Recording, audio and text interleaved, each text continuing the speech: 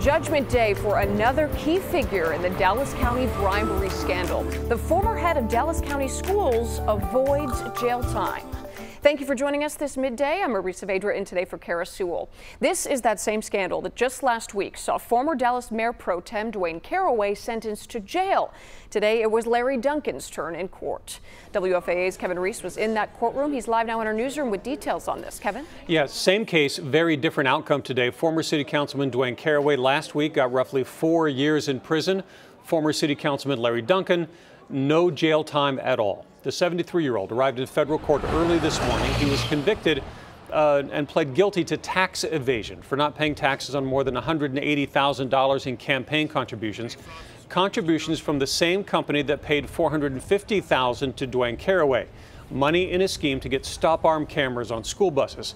But as federal judge Barbara Lynn said this morning, prosecutors did not charge Duncan with bribery, did not charge him with corruption. They charged him only with tax evasion. That's what he pled guilty to.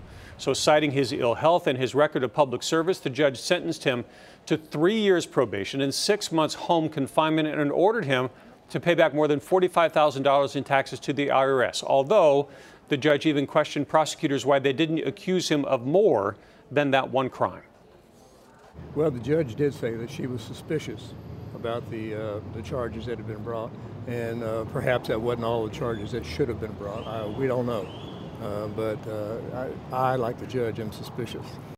And in court, Larry Duncan chose to speak to the judge. He said, "I have embarrassed and humiliated my family, friends, and constituents, and for that I am sincerely sorry.